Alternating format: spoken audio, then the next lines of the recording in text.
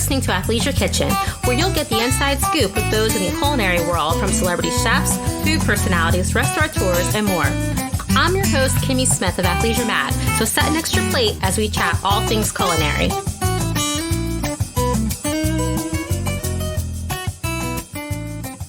On today's episode of Athleisure Kitchen, we headed to the offices of Chef's Club in Soho to sit down and talk with Michelin-starred chef and restaurateur George Mendes, who was also the cover for Athleisure Mag for the June issue, about Aldea, which is located in the Flatiron District, as well as his pop-up concept Amar, which is in residency at Chef's Club Counter in Soho through the end of August. We talk about the importance of Portuguese cuisine in his food, his passion for food, and a number of his partnerships that allow our palates to know more about Portuguese culture and dining.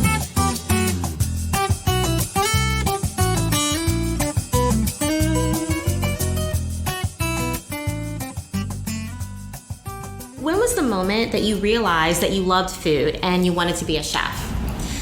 I think it really came in stages, to be honest with you. You know, I grew up in a Portuguese household where there was always fresh food on the table, and there was always a patch of garden, even if it was just in the backyard or along the driveway. And my mother would always cook for my dad and my sister. And we'd always have home cooked meals, 5 days, 6 days a week. And when I graduated high school, I wasn't pushed in the direction to go to college or university or apply. All my mom and dad said were, find something that you love, make money, and try to be this. And work really hard. Mm-hmm. It just happened to be a field trip for one day, a trip to the Culinary of America with my marketing class, and I spent the day up there and fell in love with it. But I think I truly believe that I already had a seed planted in me from just growing up around good food, from my mother cooking at home, but also the holiday feasts always made a big impact. You can still smell the Portuguese table, the bounty of salt cod, rice dishes, suckling pig, filet mignon, and it was kind of like a mingling or a marriage of Americana and Portuguese food. Mm-hmm. So like there was filet mignon and surf and turf with lobster tail, but then there was like this chicken rice and rabbit and stuff like that kind of intertwined. And I just was planted at a very early age growing up. The life, the culture, living in a Portuguese community always had food. I love you're like, it's always food. There was always food. There was like the Saints' Day celebrations at the local Portuguese community club, and there would be sardines on the charcoal grill. Wow. And, there was, chicken grilling with piri sauce, which is inspired recipes in my career today, whether it's a sandwich or half a chicken more on a grill with the same sauce that I grew up with. And it's like, it's funny. It's like I've come full circle now in a way. That's amazing. Wow. So can you tell us about your culinary experience, from where you trained, the different restaurants you came through, and what brought you to Aldea? Yeah. So it all started with the Culinary of America in the early 90s. From there, I spent another year at a classical French restaurant in Connecticut called the Stonehenge Inn, classical French cooking. And then I came to New York City for the first time and took a cooking class with Chef David Boulay. And then I asked him for a job on the spot because I was mesmerized by the kitchen itself and the brigade and how it reminded me of school a little bit, but the food had a big impact, and I wanted to learn a different style of cooking. And I stayed with him for almost 3.5 years. In between, there was stints in Paris at Arpège, which is now a 3-star Michelin restaurant. So I was able to do that for a while as an apprentice, also later 90s. And then I came back to New York again and helped a fellow Boulay cook chef open up his restaurant called Walset, which is Austrian. Kind of, I went through the experience of what it was like to open a business, to open a restaurant from scratch, all the moving parts. And then from there, I took a job as a 24 years old. I was a chef at a little bistro called Le Zoo. I was very young, and I was doing the things that I learned at Boulay. But I still had a lot. I also still had desires to still travel abroad, and learn from more French masters. And so I went back out. I moved to Washington, D.C., which was a link to get me to go back to France again. So I did that. Went to France, south of France, Alain Ducasse, Roger Verger, and then I came back to the U.S. again and took a job working as a chef at a restaurant in Times Square. Very, very heavy pre-theater business. Insane. I was gonna say, how did that feel? Yeah, it was insane. It wasn't quite scoop and serve kind of style of cooking, but it was high volume and everything had to be ready. Get it done. Fast. Right. Get it out. Yeah. And I missed the finesse and I missed the tinkering and tweezers weren't around yet. We weren't playing around with a little finesse and like beautiful cooking food, but that fast forward 5 to 8 years later, and then I hit a point where there was a lot of noise coming from Spain and this avant-garde movement that was happening and the revolution in cooking, and Spain was making it. I was like, wait, Spain is the neighbor of Portugal, and I just started seeing this relationship, this familiarity happening between the two countries, especially the flavors, the olive oil, the garlic, the tomato.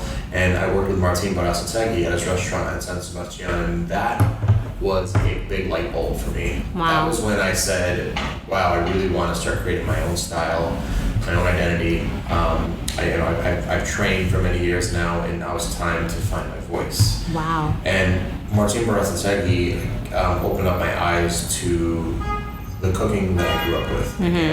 It just says, revisit those flavors, revisit that wholesomeness, that rusticity, the memories, and that just the aromas. Try to interpret it and put it all together and put it into a stock pot and mix it all up and see what comes out. Wow. Yeah. And at that time I took the chef de cuisine position at Tocqueville, which was a French-American restaurant with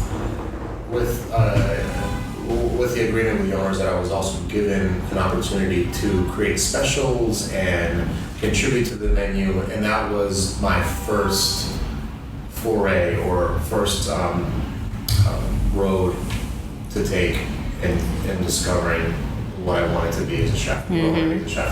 And that's what I started cultivating the style for Aldea, and that's where I started saying, this is the food I want to do. I started calling it refined rusticity, and it's a term that I coined and talk about in the book a little bit, and try to really capture the flavors of rustic Portuguese cooking and then just finesse it all in a way.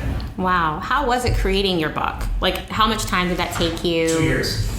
Wow. Yeah, books are a fun project, a lot of work, a lot of fun work, a lot of soul searching, a lot of hours, a lot of talking and writing and recipe development. Because a lot of things we do in the kitchen sometimes aren't measured precisely when you're going into, once you're doing pastry.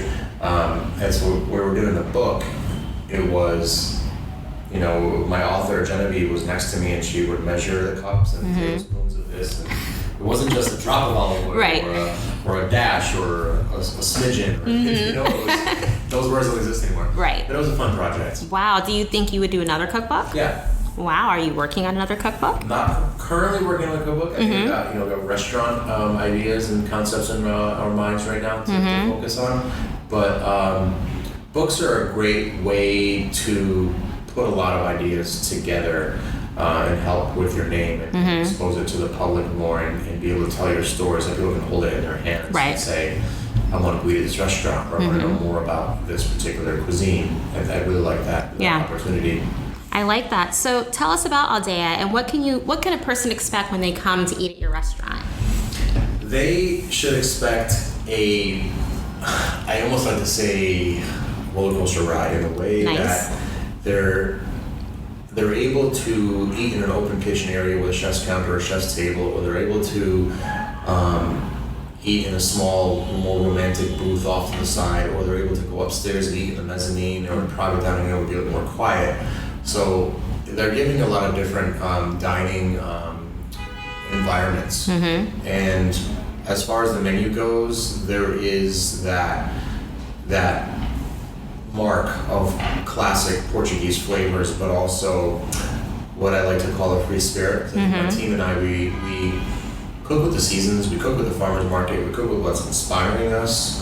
There's a lot of inspiration from Japan and from other Portuguese, former Portuguese colonies like Goa, India, and Brazil, and Macau, China. So there's a lot of adventurous flavors going on there. And I really want people to come to Aldea with an open mind and it's at the same time I don't want to complicate it. I want people to come in hungry. They might be enjoying a birthday or anniversary, but they're also coming to be fed and nourished. So that's our number one responsibility. We want to offer something that's creative and sometimes entertaining, but also making sure that you leave content and happy and satiated. Wow. I like that response because that is important. It is important. We are coming to eat, so yeah. So you received a number of accolades for the restaurant, including a Michelin star. Can you tell us what that means to receive that? Receiving a Michelin star is a great stamp. Being that I trained in Michelin starred restaurants and then having a star of our own, it means a lot. It's great recognition, but it pushes us a little harder to maintain it, or sometimes someday get another one. It's nice to be recognized, being that the Michelin Guide has French history, and now that they're globalized, it's great to have Portugal on the map. There's 2-star Michelin restaurants I'm living in Portugal that are my colleagues, and just having this little Portuguese inspired restaurant in your city here, Aldea, means a lot to be in that book. It's really it's satisfying. It's inspiring. It motivates us. It's great to be in that same sandbox. Wow. I mean, some people don't know how you get one. Do they take a period of time? Do they look over a period of a year? Like how? Yes, the Michelin Guide notoriously and historically works anonymously with inspectors that visit your restaurant unannounced. They could be dining by themselves. They could be a party of 2, 4, 6, or 8. Wow. We never know. So it's being on your game all the time. Being on your game every day you're open.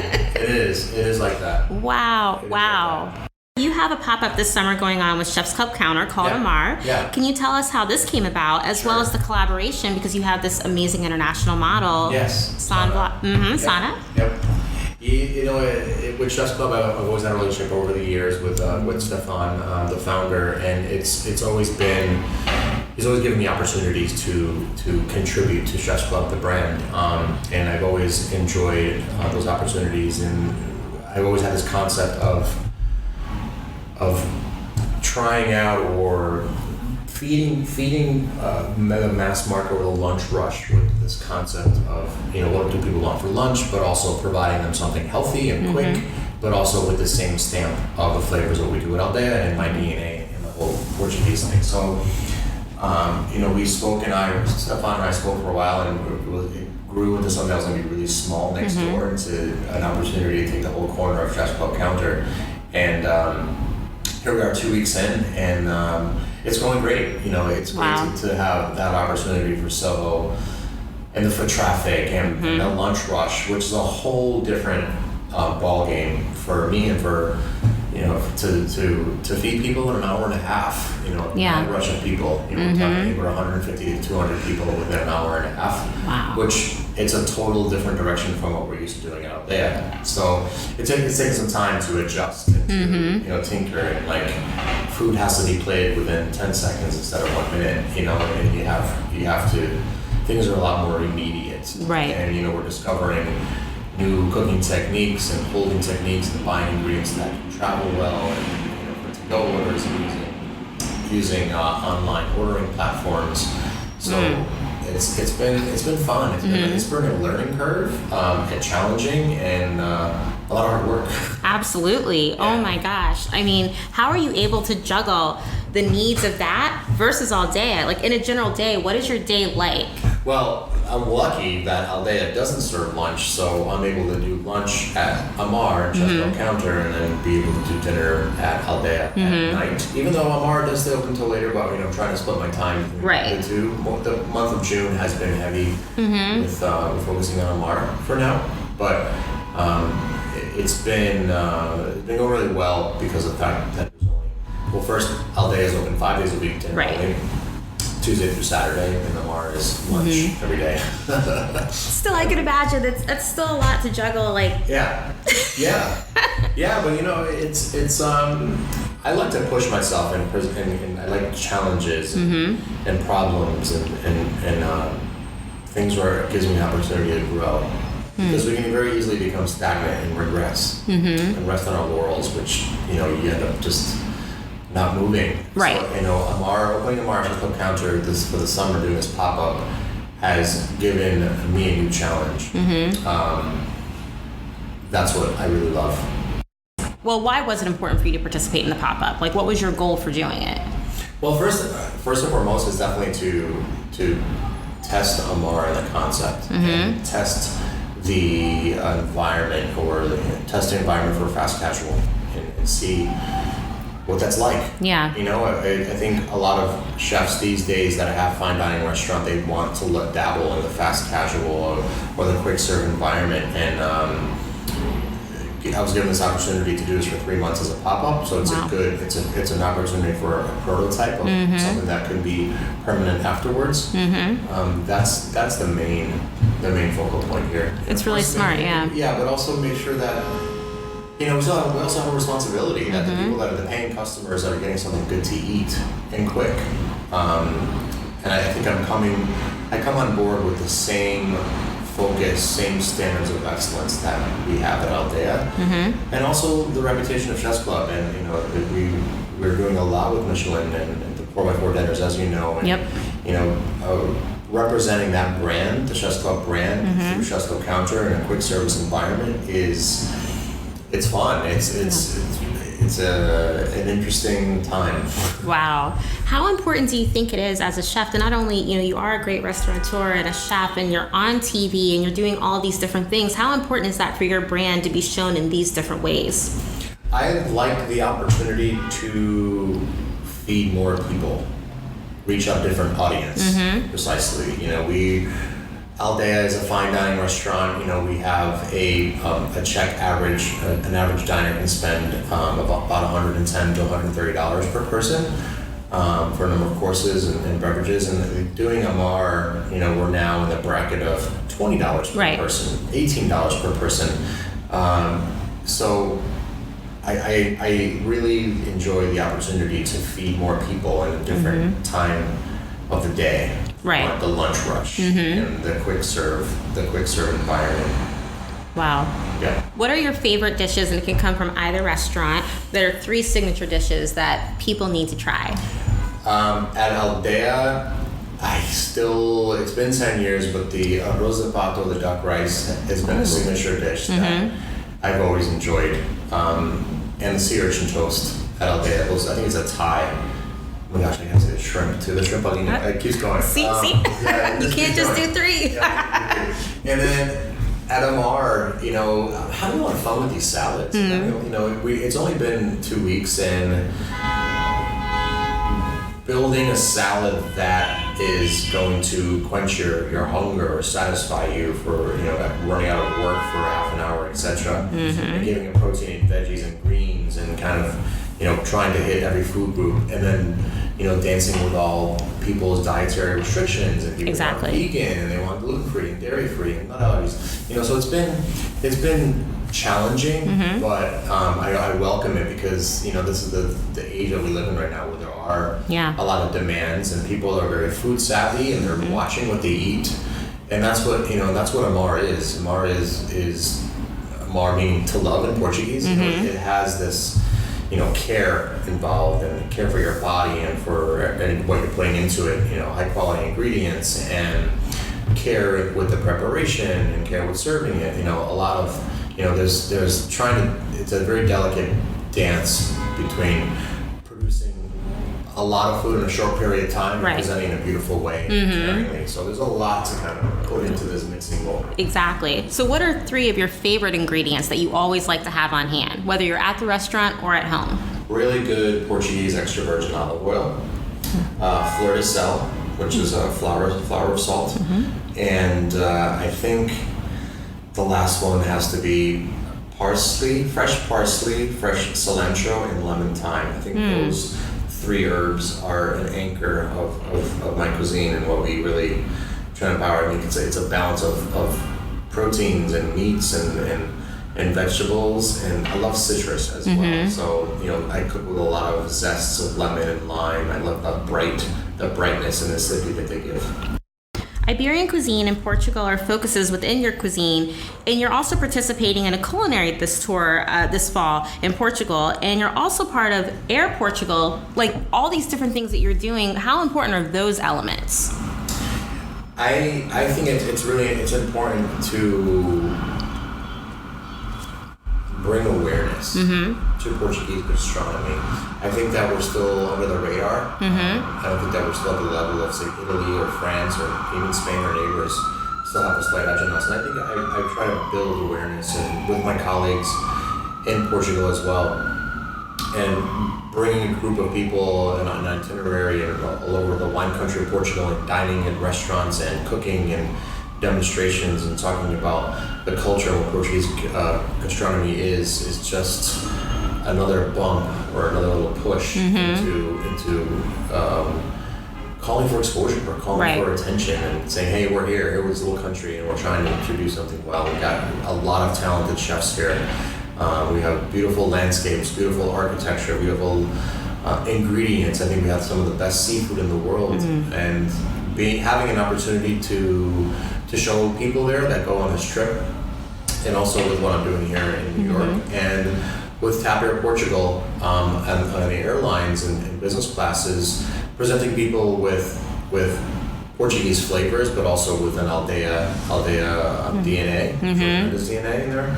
And again, along that same goal of showing travelers and people that are flying to Lisbon or Portugal for the first time, giving them an introduction to what Portuguese cuisine is on their flight. Wow. I think, a lot of times airline food has a bad rap, and I think that, things like these give us an opportunity to make it better. I like that you're saying it's like these kind of initiatives really help. And I like that idea of having that intro to the culinary space by being on that flight and having it. That's pretty interesting. Yeah. Well, obviously you travel a lot. What are 3 things that are always in your carry-on? Wipes, cucumber, wipes are fresh. I just love, the air in airplanes. It's so stale and dry. And I just, waking up in a nap after a nap on an airplane. I love to rest. I'm not a very good flyer. I hate turbulence. So do I. I always take something to calm me.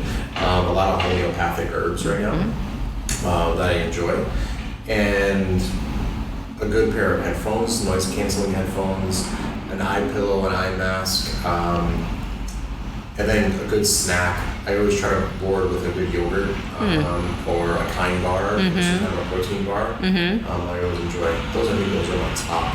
I like that. And make sure that if it's a really long trip, make sure that I have some good music downloaded as well as a movie or 2. Who are you listening to right now? Tame Impala is an indie band led by Kevin Parker. They're Australian. They're amazing. Wow. Go see them live again in August at Madison Square Garden. And I gotta be honest with you, I think I love all genres of music. I can be into hip hop one day, the next day I'm into classical rock, and then I'm into jazz. And our playlist is very heavily into Brazilian samba and jazz. I think music is very powerful. Yeah. It really resonates me and sets my mood. It makes me happy, or if I'm upset about something, I listen to some music and it just turns things around, or it just can take a really happy moment and make it even happier. So I really think, sometimes I talk to people like, oh yeah, music does absolutely nothing for me, and I'm like, wait, what? How can you say? Everyone has to have a soundtrack. You have to have a soundtrack, that doesn't have an anybody. It's just so weird. It's almost like the people who say I don't like dogs or cat or whatever your animal of choice is. Yeah. You're like, that's a little weird. Right. So, are you a person who loves to work out? What do you do to work out? I run. I'm a runner. I've done a lot of half marathons and marathons. Right now I'm a little injured, but I like running. I really love the exertion of it and the mental strength that it takes to race and to do distance running, whether it's 13.1 miles or 26.2 running a marathon. I love runner's high. I love what I feel after going out for at least a 30-minute easy pace run. It builds a lot of clarity, strength, and I'm able to just spend some time with myself in my own head. It's always been a good thing for me. And then I'm on my bike. I assume you were a cycler. Yeah, I like cycling. My girlfriend and I, Suzanne, we tend to find ourselves on our days off. She has a very intense job as well. We use Sunday afternoons to go for a nice long bike ride. We really enjoy that. That's nice. So what keeps you inspired in terms of when you're cooking? Like, is it certain travel destinations? Is it various goals you have that you want to do above and beyond what you're already doing? I'm definitely inspired by travel. I'm inspired by visiting new restaurants and catching up with my friends to see what they're doing. I think Lisbon, with the new 2-star restaurants that it has, and the 1-stars, and people get these young chefs that are just coming into their own and finding their own voice. And then going places like Mexico and go to Tulum and eating in some of these restaurants that are just have these great Yucatan recipes and ingredients and these salsas and just like cooking outside on an open wood-fired grill. I mean, that kind of stuff is really inspiring. But I think what really keeps me motivated is just being in the kitchen and looking at fresh ingredients and cutting them open and seeing what they taste like and paying attention to the color, the texture, and what possible new combinations I can come up with, or doing wacky things like, well, why not grill a cucumber where usually it's just raw? That's like a simple aspect, but I love tinkering around. I love being in the kitchen where I can let the team take care of the regular customers and I can have an opportunity to just cook whatever it is that I'm feeling at the moment with no menu, no guidelines, no rules, just to be able to express what I'm feeling in the moment. Wow. Well, my final question is, are there culinary areas, like in terms of like locations that you've yet to go to surprisingly, that is on your bucket list that you want to go to just get inspired in those areas as well? I want to go to South America, Brazil included, Argentina, Chile, Peru. I really want to visit those countries. Wow. I just hear and read and see and hear stories of people going there and what the ingredients are like, and places like Chile, just to see, they have like hundreds of different varieties of potatoes and other tubers. Oh, wow. It's like fun to go see that.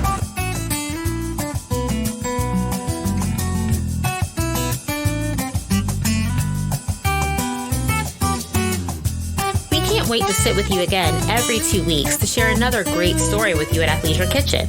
Athleisure Kitchen is a part of Athleisure Studio, our multimedia podcast network, which is a division of Athleisure Media, and whose sister site is Athleisure Mag. Get the latest episode by enjoying us on your favorite podcast platform and by checking out the show notes for additional content. You can stay in the loop on who future guests are by visiting us at athleisurestudio.com/Athleisure Kitchen and on Instagram at Athleisure Kitchen and at Athleisure Studio. I'm your host, Kimmy Smith. Athleisure Kitchen is executive produced by Paul Farkas and myself. It is mixed by the team at Athleisure Studio and is available on your preferred podcast platforms, including Spotify, Apple Podcasts, Google Podcasts, Stitcher, and wherever you enjoy listening. We'll see you guys in 2 weeks, so make sure that you set an extra plate for us.